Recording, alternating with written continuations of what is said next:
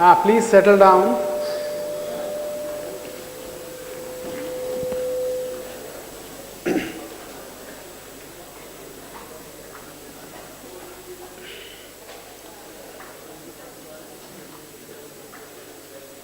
So in potential theory, we are looking at inviscid solutions corresponding to high Reynolds numbers.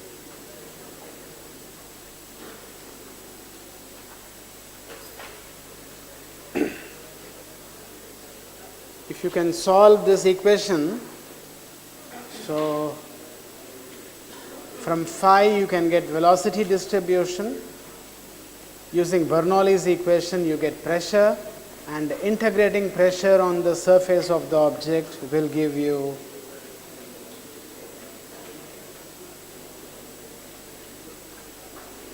forces and moments.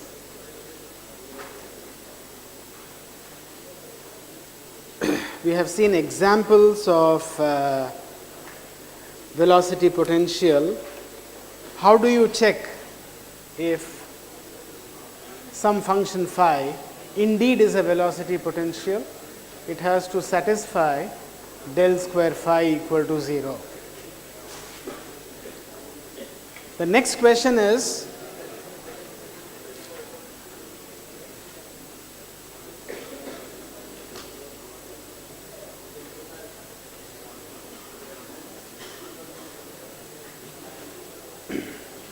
once you are given phi, what is the flow field that it represents? So usually we look at psi. So from phi we can find phi's velocity potential, and from phi we can find psi, the stream function, and draw constant stream function lines called streamlines. So the streamline will tell you the flow pattern that's under discussion.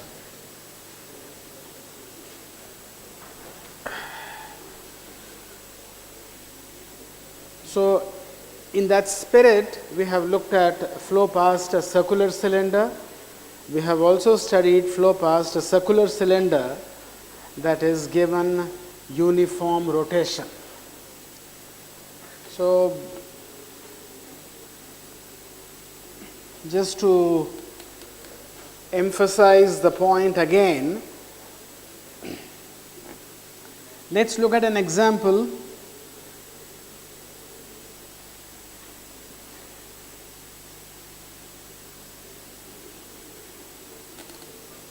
of a Rankine half body.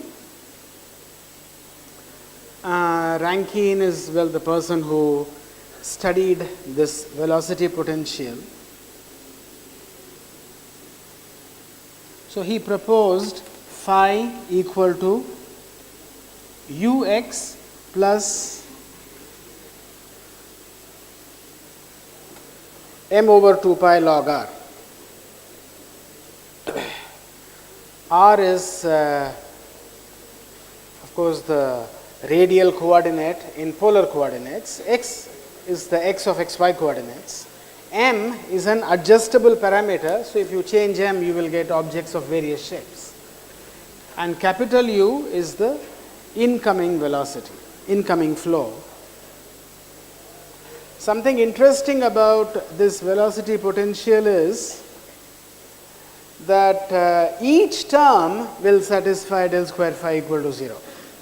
That you can check separately. So the sum of the two also satisfies del square phi equal to 0. So that suggests that you can build velocity potentials by a process. What is it called? You just add up superposition. By the principle of linear superposition, you can build velocity potentials where each term satisfies del square phi equal to 0. The second point is, so there is a principle of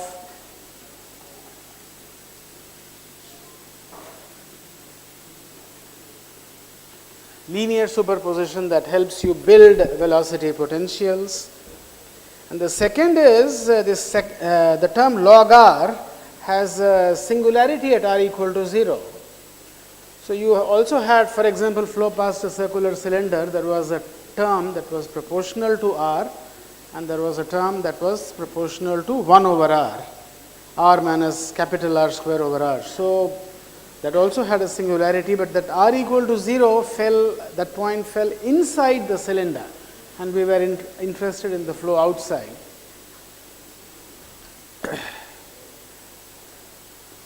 So nevertheless, part of this velocity potential has singularity, so this is also called the method of singular potentials.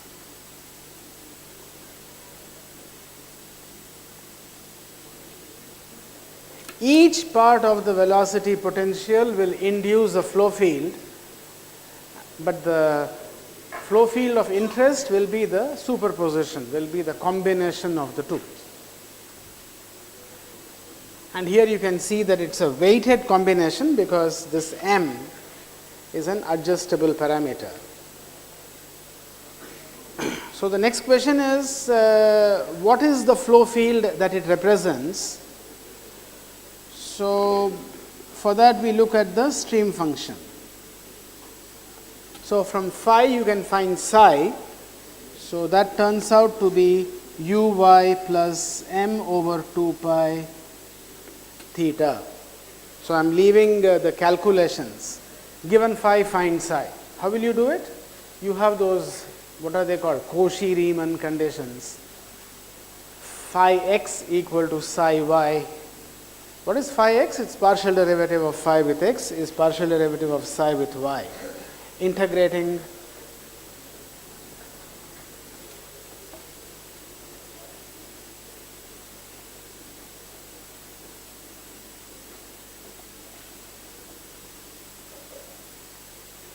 each is equal to, well, this is u equal to v equal to. And similarly, you have a relationship in polar coordinates. So if phi is given, you can find the partial derivative of phi with x. What is phi x? It's the partial derivative of phi with x. Okay, so from this you can find psi.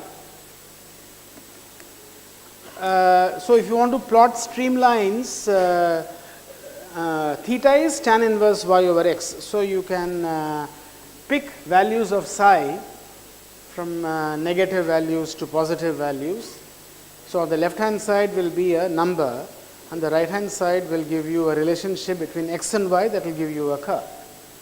So you can have any number of curves. Now for the present discussion we are interested in flow past objects, not just a flow field.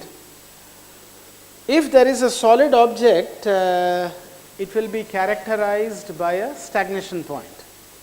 So you know that a streamline passing through a stagnation point will readily give you the shape of the object. That's how we found that that potential that was written last time for a cylinder was indeed flow past a cylinder. So how do you find the stagnation point? Stagnation point is one where velocities are 0. So just carrying out the calculations in polar coordinates, UR turns out to be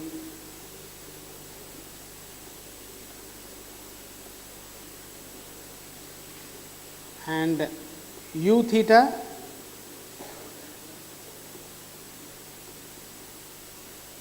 is minus U sin theta. So at the stagnation point, UR is 0, U theta is 0. So that gives you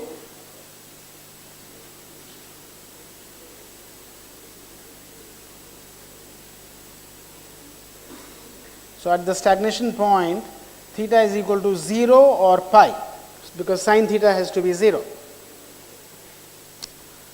Now substituting that, if you set theta equal to 0, cos theta is 1, that gives you a negative value of r, but you know r is positive. So, theta equal to 0 is not a valid choice. So, setting theta equal to pi, you get, let us call this the stagnation point Rp is m over 2 pi u. Okay, so, where is this point? If this is xy coordinates, theta is pi. So, it is on the negative x axis at a distance Rp from the origin. Okay, so, that is the stagnation point. So, the value of psi passing through Rp is obtained by setting, what is y? Y is 0 on the x axis and theta is pi. So, psi, which is the stagnation streamline,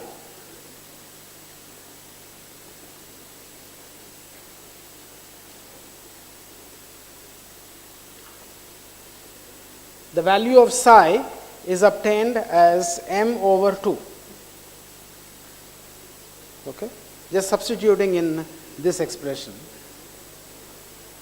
Y is 0, theta is pi.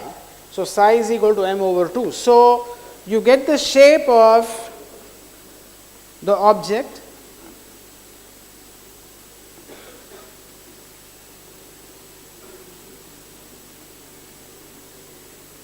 as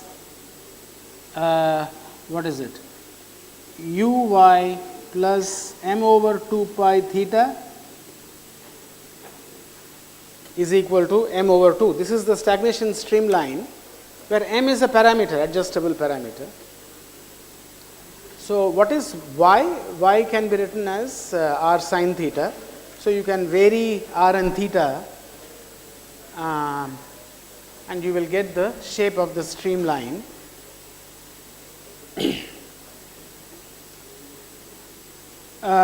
So, that will give you,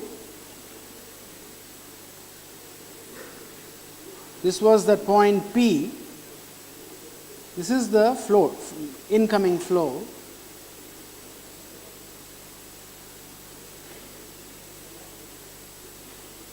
It gives you a streamline whose value is m over 2. Okay, so, now of course, there are streamlines inside also. There are streamlines inside the object as well as outside the object, but inside the object you have a singularity. So, you know it is not a realistic flow field. So, you restrict the solution to the flow field outside the object. Okay. So, it is like flow over a cylinder. There is flow inside also represented by the velocity potential, which you ignore. So, if you pick a streamline just above the x axis, it will go around like that. And if you find the velocity components anywhere, it will give you the arrows. So, you may now show it like this. This is now flow past an object. This object does not close on itself, so it just goes on attaining an asymptotic value. So, that is why it is called a half body, which is a convenient representation for the nose of an object. So, suppose you have an object like that, whatever be the details elsewhere near the front side, the nose, okay, which faces the flow, you can represent it as uy plus m over 2 pi theta equal to m over 2. It is a convenient representation of the nose of an object and is called the half body.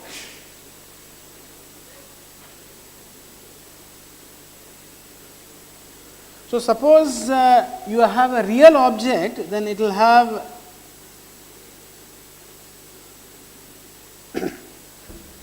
some dimension. This dimension is, let us say, y, and how much is y?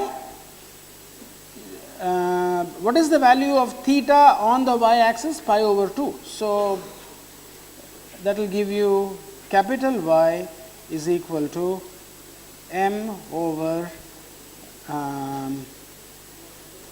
4u.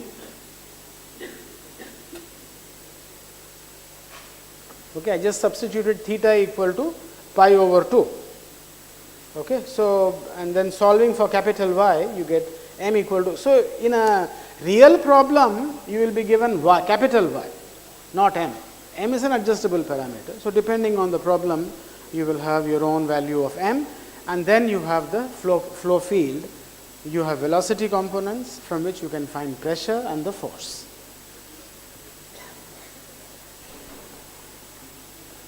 Okay, so similarly for the lower point, you set theta equal to 3 pi over 2, and that will give you the negative of the same.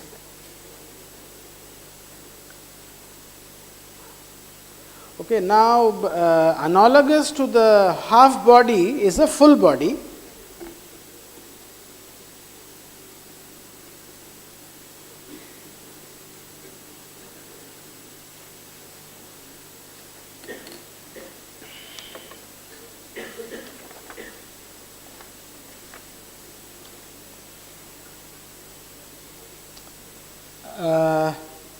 For which the velocity potential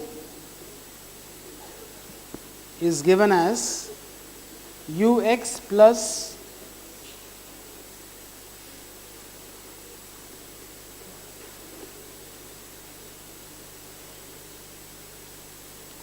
m over 2 pi log r2 over r1, and the corresponding stream function is uy plus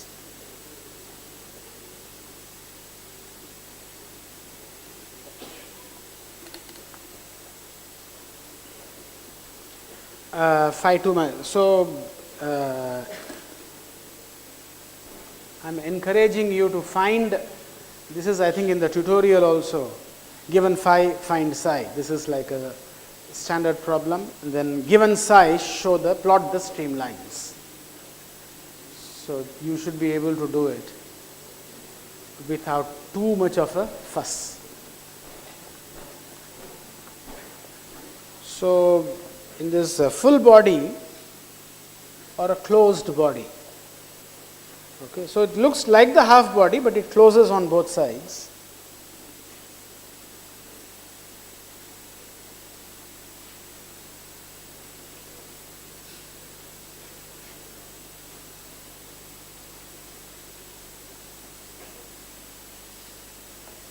So these are two critical points here at a distance a, and this is minus a.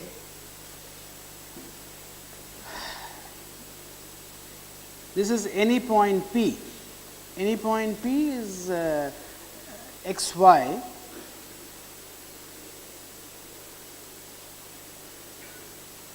This angle is phi 1, this angle is phi 2. This distance is r1, that distance is r2.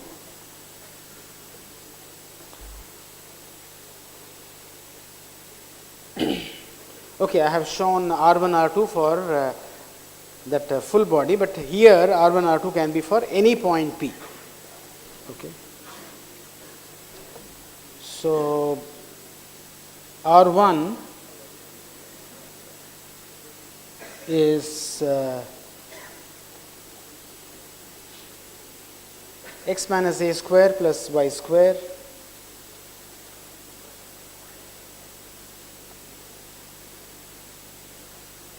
plus y square.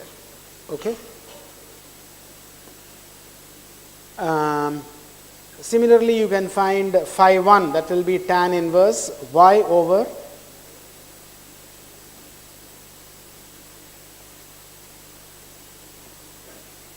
x minus a, and the other one phi 2 will be tan inverse y over x plus a.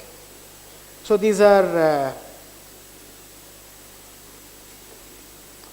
expressions you get for a Rankine full body which is exposed to uniform flow. So the streamlines will go around it. So suppose you want to find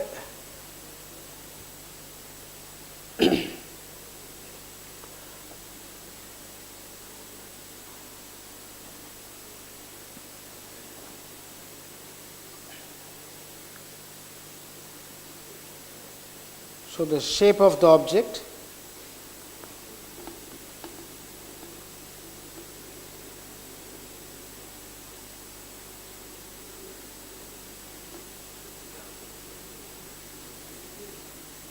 is obtained by setting the stream function equal to 0. That will give you uy plus m over 2 pi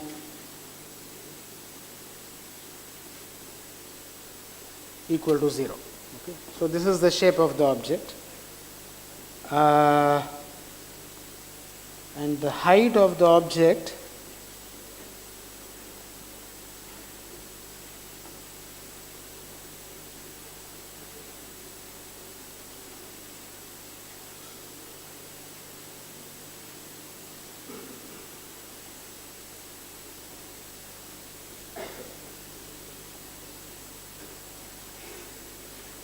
will give you y over L equal to tan, I think it turns out to be pi y u over m.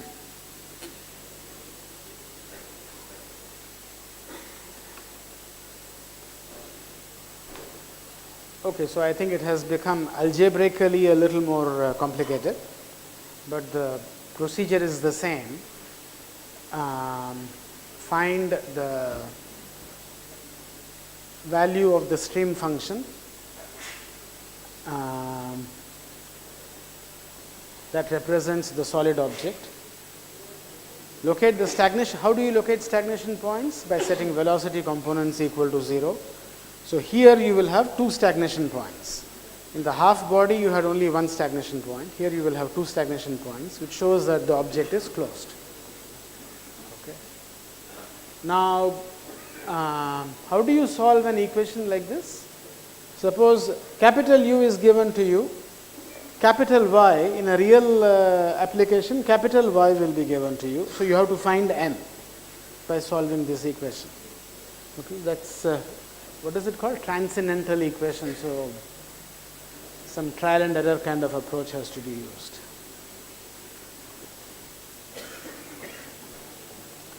Now, in our problems related to tank and tube, you remember we ended up with very difficult algebraic equations. What is the method we used at that point? Huh? What? What is it? No, tank and tube. In the first part of the course, you had to assume velocity, find a Reynolds number, find friction factor, and then find velocity again, and then repeat. This was the approach. How did we solve those problems? Numerically, what is the method we used? Bisection method, you remember? That means you create, you are right, we created a function that we called, let this be an error function, okay, not the mathematical error function. So, you write this as y over L minus tan pi u y over m equal to 0. And then if you are given y, L and u, assume m and see if it is positive. Then assume m so that it becomes negative, then the real m is somewhere in between. Okay. So, you solve this equation by the bisection method.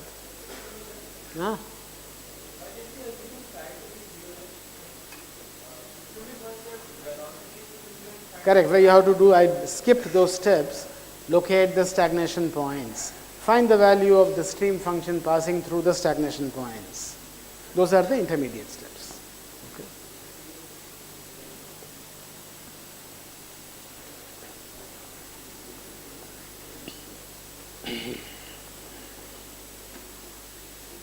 So, solve, so in a given problem, it is the object that is given to you. That means capital Y is given. So, you have to solve for m so that you can then determine the streamlines. M is an adjustable parameter. Solve for m .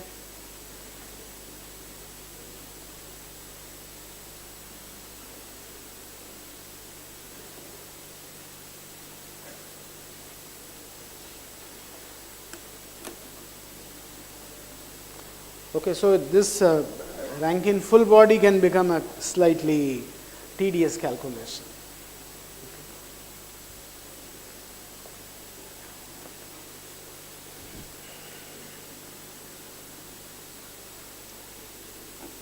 So I think since that question was asked, let me write down.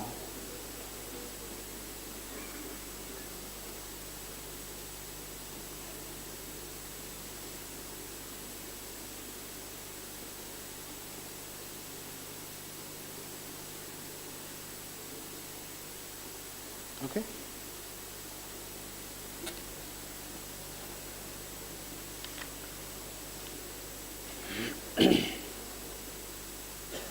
So now let's go back to our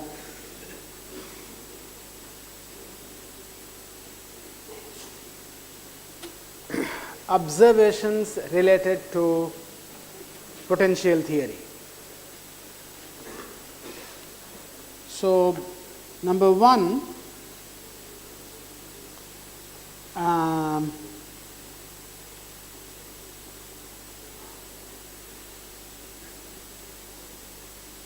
predicts lift correctly.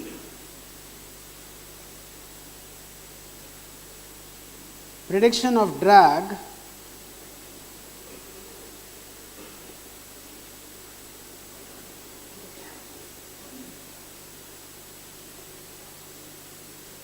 is incorrect.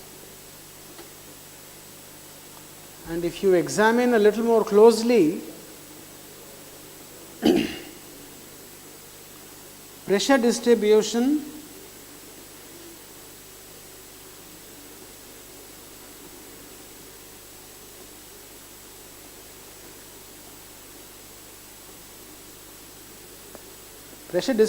is correct in regions of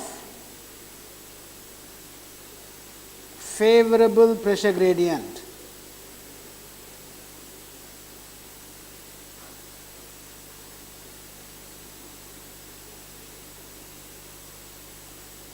And number 4,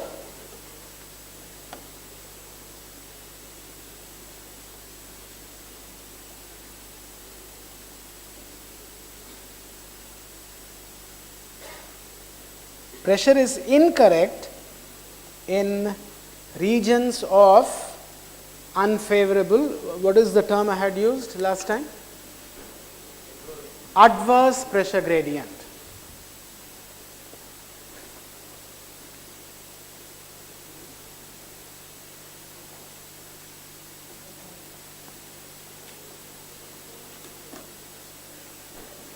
So these are our observations, which is why drag turns out to be incorrect. In fact, it predicts drag to be 0. It's not just incorrect, it is identically 0.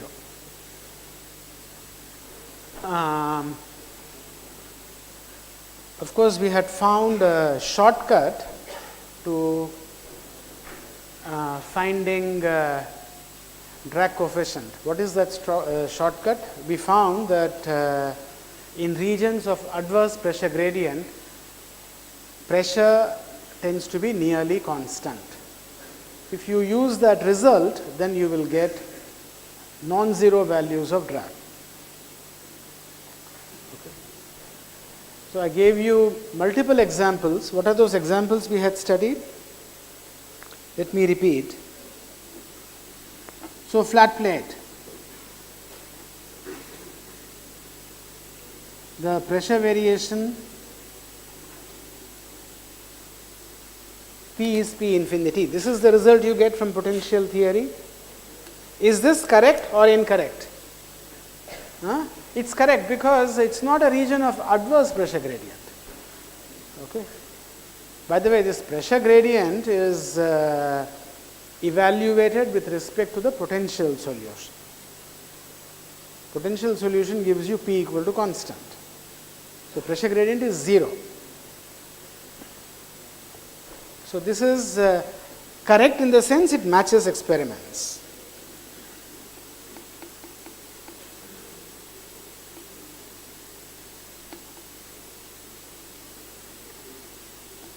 Suppose it is a nozzle.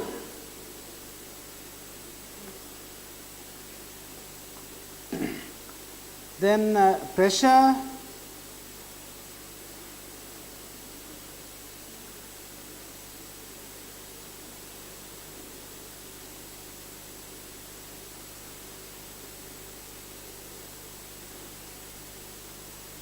This is favorable pressure gradient because pressure decreases in the direction of flow.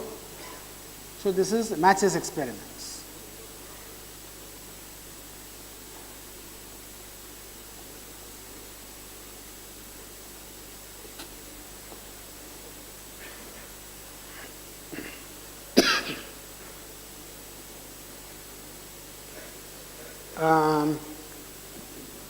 Suppose it is this is a nozzle.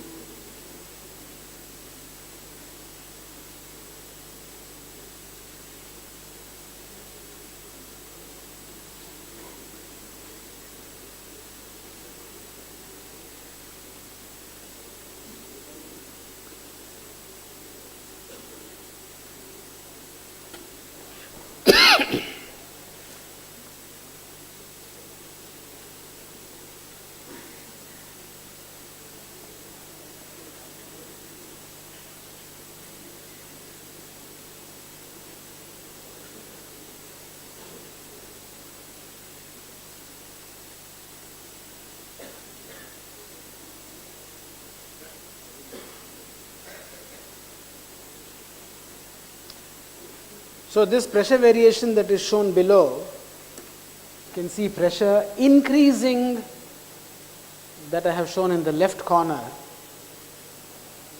pressure increasing in the direction of flow does not match experiments. Indeed, pressure is nearly constant. So, suppose I have to show experimental data here. So, the data will be like this. For a nozzle it matches. For a diffuser, it tends to be constant. And there is a remarkable departure between theory and experiments. Now, a very important example we studied was flow over a circular cylinder.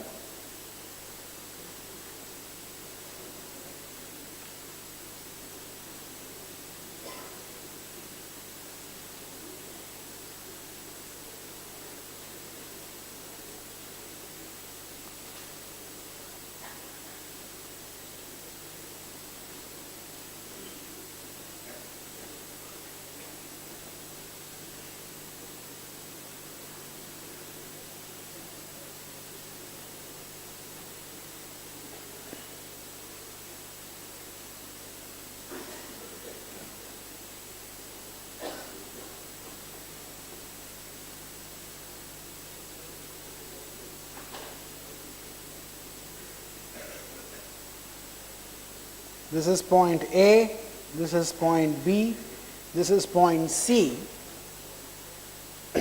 This was the pressure coefficient Cp, this was 1, here it was -3, again it is 1. A to C, this is the flow direction. Plotting it as a function of pi minus theta. So, from the forward stagnation point, A and B are the stagnation points. C is the point of highest velocity where pressure is a minimum. So, A to C is favorable. So, if you show experimental data, so it will match up to point C, and from C to B it does not.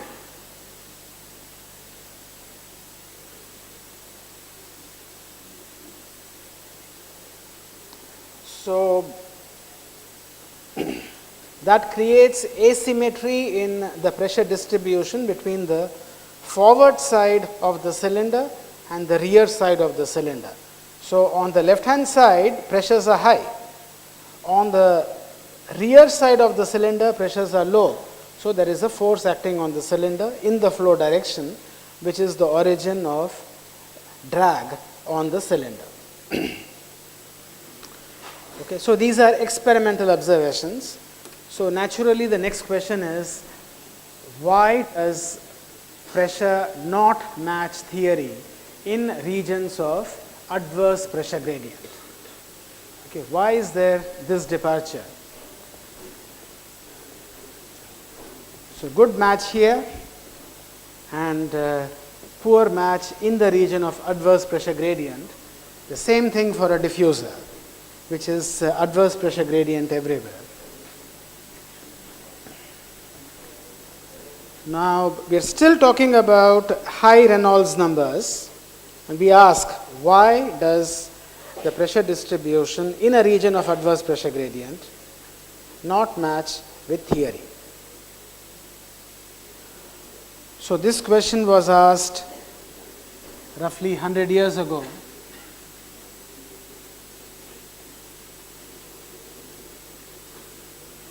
So, how many names do you know in this course now? We started with Newton, then Newton, then Newton, then jumped into Reynolds. One more name. That is, oh yeah, we had Navier, Stokes, Euler, all of them in between. The person who asked this question on adverse pressure gradient was Prandtl, who then developed a theory around it called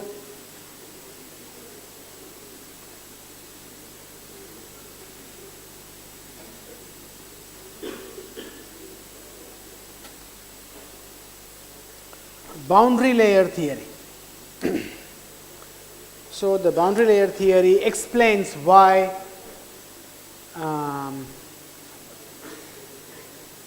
pressure is predicted incorrectly by potential theory in regions of adverse pressure gradient. That's the starting point, but the theory, of course, is couched in its own language. So, let's present the theory as given by Prandtl and see how it explains the experimental observations. So, the theory was developed entirely from experimental observations. So, the basis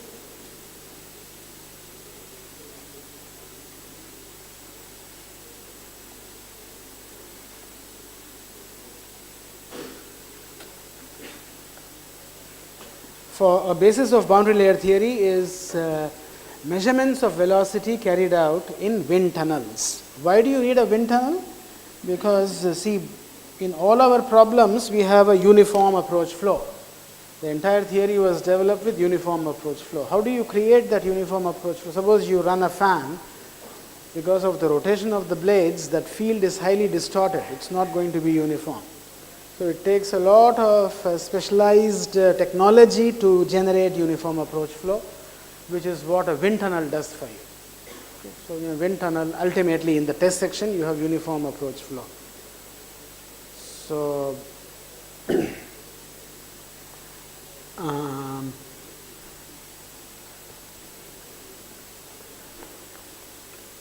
so let's start with just a flat plate. And let's say you measure velocity distribution above the plate. So, you have placed a sensor, this is a sensor, and the sensor is moved up and down.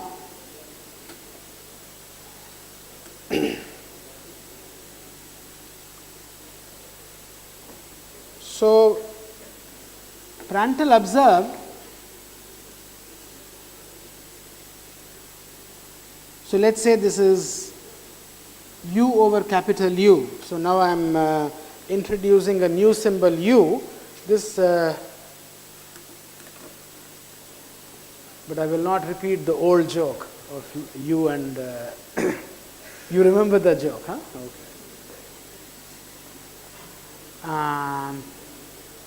So you just think about it and laugh.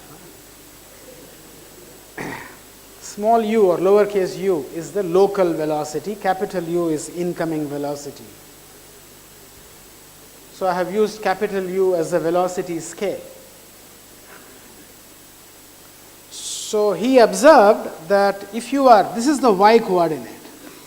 So, x and y. So, we are at some point x along the plate. So, this experiment is being carried out inside a wind tunnel. Now, when you go for your morning jog or a cycle ride, whatever you do, maybe you can go towards the airstrip and have a look at the large wind tunnel we have. Okay, just try to see if you are able to make out its overall structure. Okay. It will be interesting.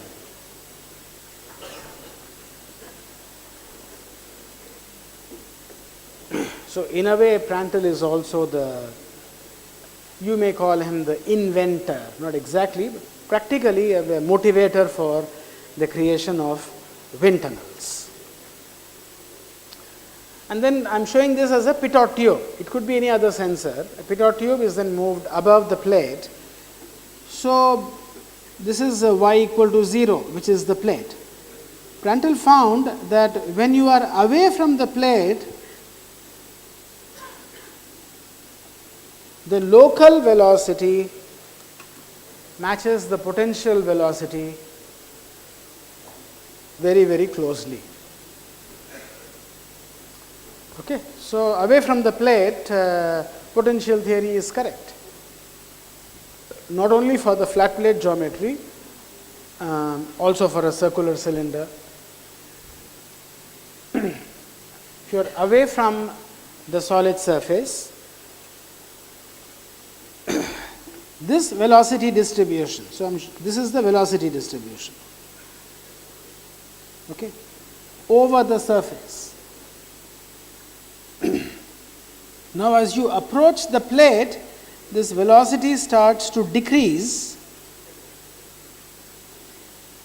and of course you cannot measure velocity at the wall, but all indications are it satisfies the no slip condition at the wall.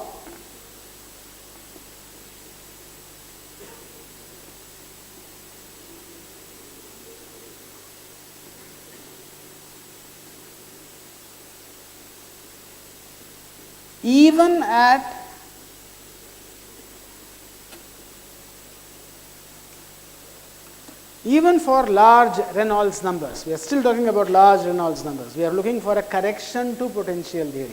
We are trying to explain why it fails in certain regions of the flow. So RE is large.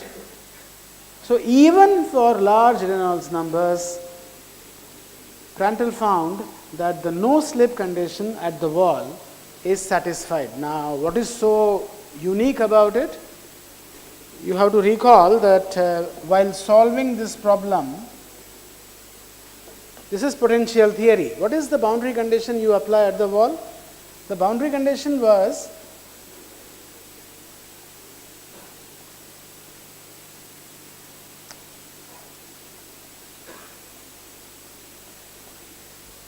I think we did not have a chance to discuss this boundary condition because we did not derive a solution. The solution was given to you. But you know from your courses in mathematics that del square phi equal to 0 is solvable only if, let's say, phi is given or the normal derivative of phi is given. But the tangential velocity is the tangential derivative. You cannot specify the derivative of phi with respect to s on the surface to solve del square phi equal to 0. It is only this boundary condition that you can use, that you know from your elementary courses in mathematics. So that is, which velocity component is it? Normal velocity component, right? N is the normal coordinate. Del phi del x is u, del phi del y is v, therefore del phi del n is the normal velocity. This is the surface, normal velocity. So you are setting only normal velocity equal to 0. But Prandtl said even for RE much greater than 1, the no slip condition at the wall is satisfied, and this approach to 0 is monotonic. Okay. So this distance delta, this is a distance delta in the y direction, will of course be a function of x, is called boundary layer thickness.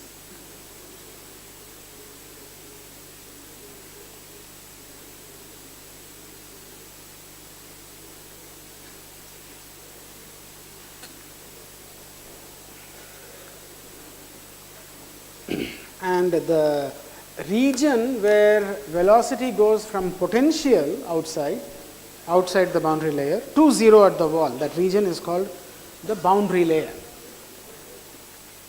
So, if you acknowledge the presence of a boundary layer, Prandtl showed that you will be able to explain departure from potential theory.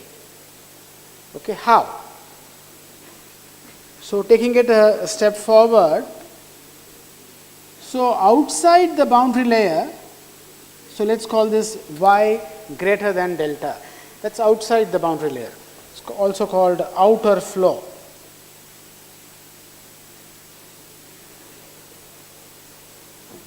So, inertia forces are much greater than viscous forces. Why? Because the solution matches potential theory, and potential theory is for I much greater than V, inertia much greater than viscous, Reynolds number much greater than 1. What can you say about y equal to 0? That is the wall. What can you say about y equal to 0? How about I, the inertia forces? Therefore, inertia forces are 0. There is no acceleration of the fluid at the wall. I is 0. Therefore, symbolically, since we are comparing I and V, you get I much smaller than V. Okay? And definitely there is a velocity gradient, so you can find the shear stresses at the wall because there is a velocity variation at the wall. And then what can you say about y less than delta? It is called inner flow. What can you say about y less than delta? Suppose you have done this experiment. Doing the experiment, of course, that itself is hard, but that is only part of the story. You have to explain the data that you obtain. Okay. What can you say? I have written those two limits. So, what can you say about y less than delta? Are comparable to each other, I comparable to V.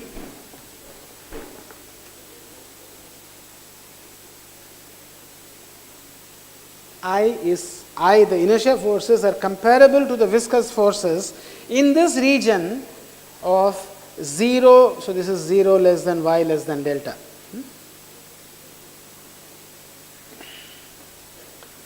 In the inner flow, I is comparable to V. Okay. So, this is an important observation, and we will see how it helps us explain departure from potential theory as we go along. Okay. Now, continuing with Prandtl's observation, this is important. So, important should be in green, right?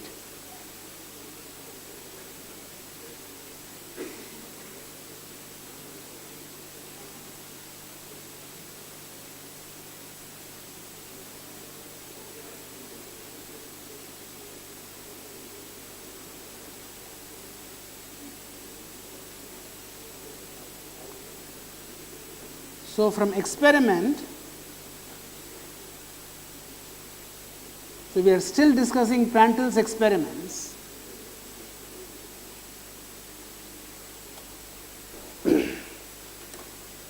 So, in the limit of high Reynolds numbers, I saw a student walk out just when I said this is important. I mean, that's completely uncorrelated.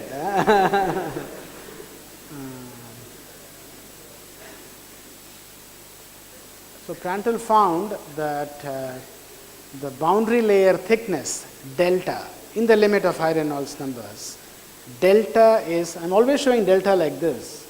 What is this? It's small. I think I have already given you a hint that the boundary layer is thin, to quote Prandtl. That is what he said in German, but the translation is boundary layer is thin, and therefore it is also called a thin boundary layer. So when you say something is thin or thick, it is in comparison to some length scale L. So if you have a flat plate, it's the length of the plate.